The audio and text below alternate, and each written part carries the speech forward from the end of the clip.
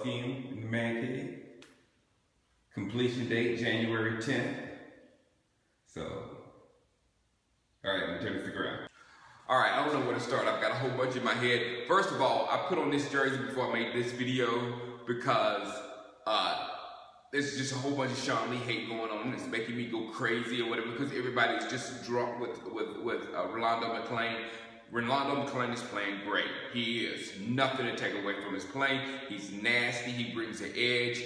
Blah, blah, blah. But he was brought here to replace this guy, okay? This is the guy. Now you say, oh, but Sean, if he can't stay healthy, how can he help us? Well, that's true. But you don't know about this other guy. He's the nice, shiny new toy. That's how we always get in trouble. We see a nice, shiny new toy. We go, oh, pay him a whole bunch of money. And as soon as you pay him a bunch of money, who's to say he won't go back to the guy he's been the entire time he's been in the league?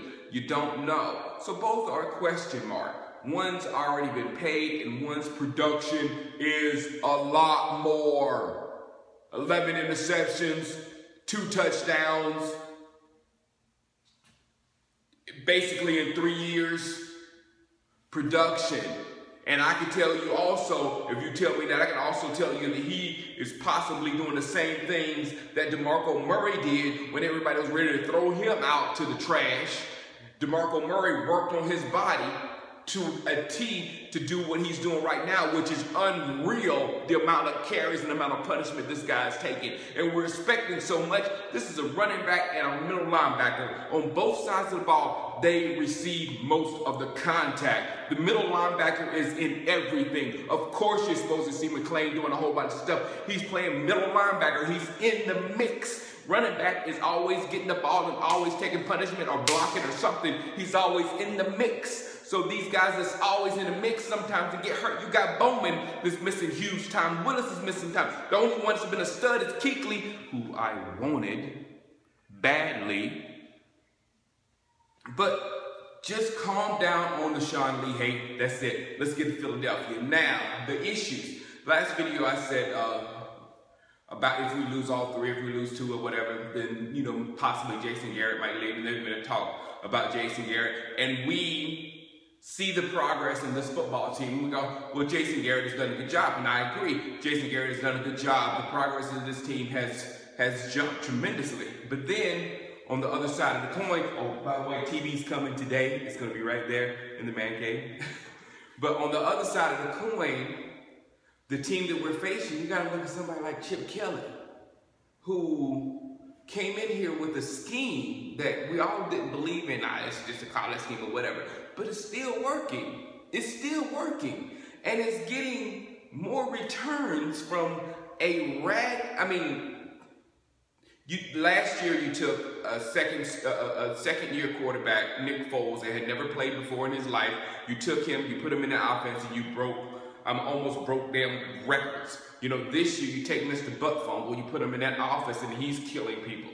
You know what I'm saying? So that offense, which is less talented at quarterback, even at running back, less talented at receiver, and less talented at offensive line, and less talented at tight end, less talented all around is that Philadelphia Eagles offense. Do you hear me? And they outproduce. They've got the championship. They're the reigning champs right now. You know what I'm saying? You got to think about stuff like that also. We have progress, but how long has it taken for this progress to happen? And how long will it take for us to overtake the people that just came out of nowhere, these Philadelphia Eagles? Because those aren't the Eagles. Those aren't McNabb's Eagles. These Eagles came from somewhere else. So how long will it take for us to take over on that type of scale? You have to think about stuff like that. And if there's a a coach out there that can do it, if this thing doesn't happen, you know, then go there. But my feeling is we're not going to have to worry. I felt from the beginning that we would split with the Philadelphia Eagles. I just thought we would win that game at home and lose in Philly. So probably flip-flop. But again, the Cowboys' backs are against the wall. We cannot lose. Do you hear me? We cannot lose. So therefore, we're going to go into Philly with everything we have. We were embarrassed on Thanksgiving in front of our family, everything. So I don't think that we're going to have to worry about anything as far as the Philadelphia Eagles further than tonight as far as this game and whatnot. Now, after this game is when you have to worry with the Colts and the Redskins and them playing the Giants and the Redskins. That's another conversation I've been having, teams quitting.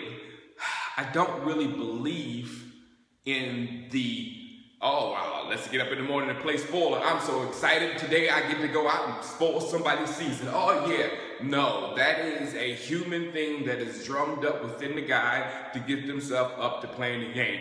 And if they have a chance in the game through the other team, which is better than you because that's the team that's going to the playoffs probably, if they start screwing up, then you're like, oh, we got this game. And it motivates you. But if you go into that game, you do what you do against a dead team, they will die. They will quit. They will say, screw this, we ain't going nowhere anyway. That emotion comes out quicker than the, oh my God, let's spoil somebody's season. I just don't believe it. I just don't believe it. The only time that is really in play is when it's a special game, like if it comes down to the Redskins versus us. At the end, if the Redskins beat us, they kick us out of the playoffs. That, I can see them getting up in the morning and go, whoa, let's kill some Cowboys today. I can see that because I would be like that with the Redskins. I'll like, let's ruin their weekend. you know what I'm saying? So that way I understand, but from week 14, 15, and 16, if a team is dead and you smack them upside the head like that, they ain't gonna go nowhere. They ain't gonna smack you back. They'll go lay down. Why smack you back? All right, I woke the baby up with my smacking. All right, guys, live Sunday night. How long does it take Sunday to get here? How long? TV on wall, man cave video on Saturday morning. Holla.